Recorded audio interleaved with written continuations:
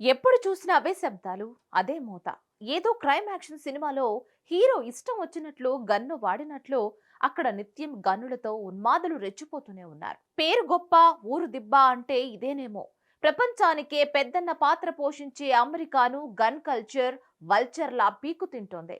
Mass shootings కు ఏనాడో care of గా మారిపోయిన అగ్రరాజ్యం ఈ విష సంస్కృతి నుంచి బయటపడలేకపోతుంది. మునుపటి రోజు నెత్తుటి మరకలు వారక ముందే మరో రోజుకి ప్రవేశించాల్సిన దుస్థితి నెలకొంది. అటు అమెరికా గన్ వైలెన్స్ లెక్కలు మరింత భయపెట్టిస్తున్నాయి. చాంపడం లేదా చావడం.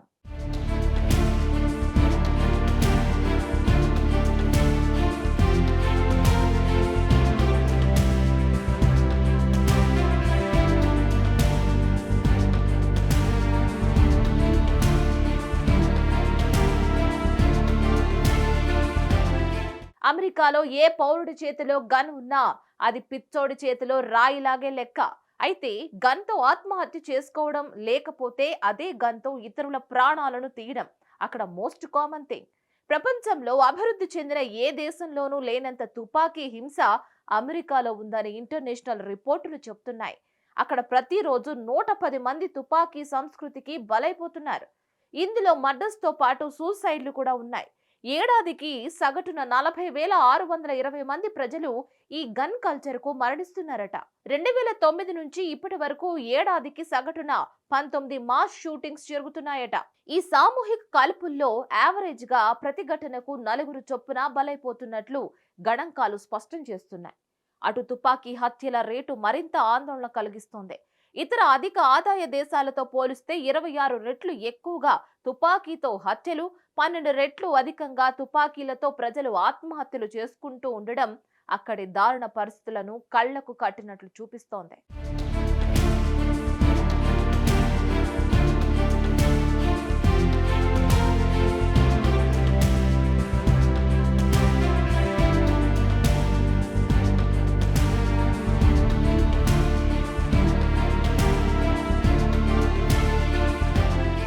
యుఎస్ లో గన్నులు ఇండియాలో కూరగాయలు అమ్మినంత సింపుల్ గా అమ్మేస్తారు. అందుకే అక్కడ గన్ కల్చర్ బాగా పెరిగిపోతుంది. పిల్లోళ్ళు పెద్దోళ్ళు అనే తేడా లేకుండా గన్స్ ని పేలుస్తూ ఉంటారు.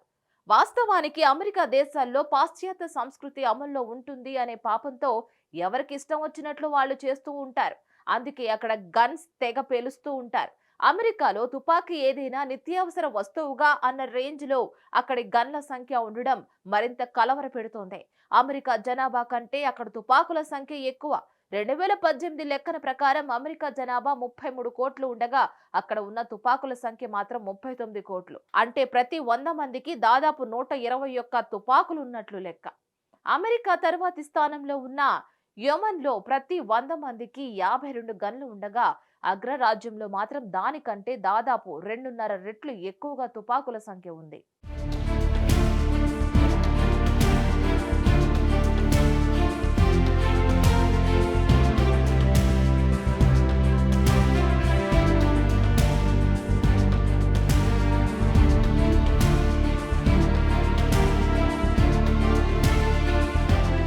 శాస్త్ర సాంకేతిక రంగంలో అమెరికా ఎంత ఎదిగినా లోపల పాతుకుపోయిన జాత్యహంకారం మహమ్మారి మాత్రం అగ్రరాజ్యాన్ని వదలడం లేదు.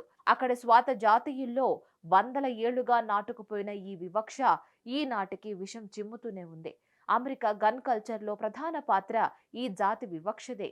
అవును, నల్ల జాతీయుల కంటే తెల్ల జాతీయుల వద్దే తుపాకులు ఎక్కువగా ఉంటున్నట్లు లెక్కలు చెబుతున్నాయి. అంతేకాదు దాడులు కూడా నల్ల జాతీయులే టార్గెట్ గానే ఎక్కువగా జరుగుతున్నాయట. ఇందులో ఇంకో ఆసక్తికర విషయం కూడా ఉంది.